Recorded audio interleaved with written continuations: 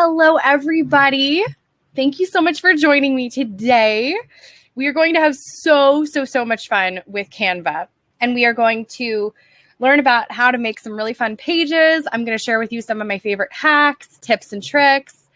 Guys, it's just going to be awesome. So if you don't know what Canva is, I used to fully be like against Canva for a really long time.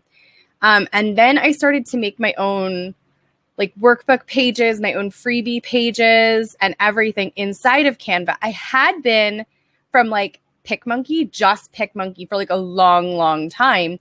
And then I realized like how much easier it was to make specifically like PDFs and printable pages inside of Canva. And it was like a whole new world. That was how it felt, was like, oh my gosh, this is easy and doable. And it made making freebies for my blog, for my business. It made making products and accompanying workbooks for products and stuff. It made it all super easy. And now I'm kind of like a template making and like a printable making addict in Canva. Normal people have like a stress response of like eating ice cream. I stress design things in Canva. True story. PicMonkey still wins out in my mind in some areas, but like now that Canva has started doing things like adding drop shadows, like adding outlines, that kind of stuff, I'm really like doing more and more stuff inside of Canva, and specifically when it comes to making PDFs.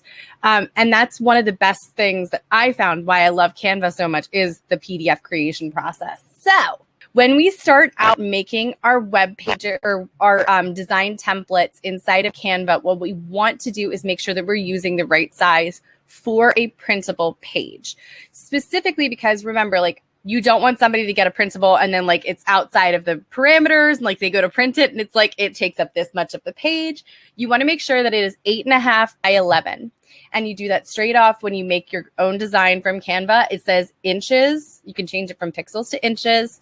And you do it 8.5 by 11. One of my favorite things to start with, and this is like honest to goodness truth, guys, when I'm staring at like the blank page, it's really difficult to find something that I want to design.